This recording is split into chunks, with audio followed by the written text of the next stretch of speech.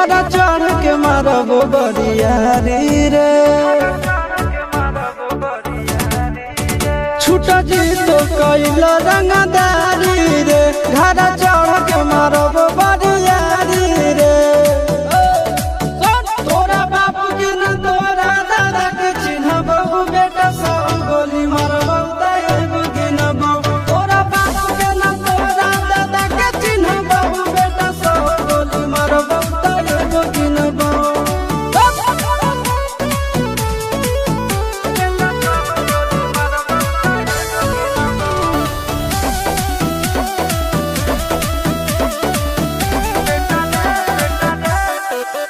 बेटा रे काटा से ठोक देबौ चिमनी के भाठा में झोंक देबौ देखबौ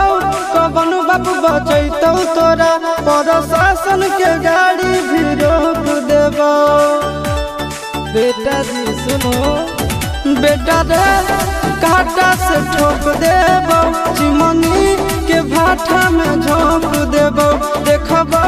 कवन बाप बचैतौ तोरा प्रशासन के गाड़ी भी रोक देबौ तोरा जैसन के हम खड़े खड़े गिनबौ बेटा सब गोली मारबौ तैगो गिनबौ तोरा बाप के न तोरा दादा के चिन्हबौ बेटा सब गोली मारबौ तैगो गिनबौ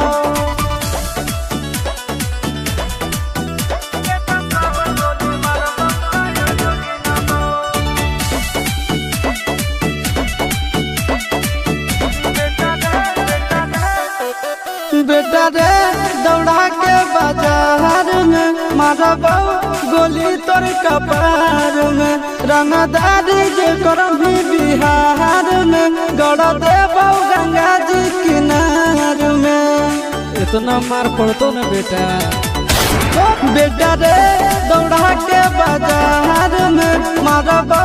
गोली तोर कपार में रंगदारी जे करभी बिहार में गड़ देबौ गंगा जी किनार में कहो चिंटू आशीष के कारण सुनबौ बेटा सब गोली मारबौ तैगो गिनबौ तोरा बाप के न तोरा दादा के चिन्हबौ बेटा सब गोली मारबौ तैगो गिनबौ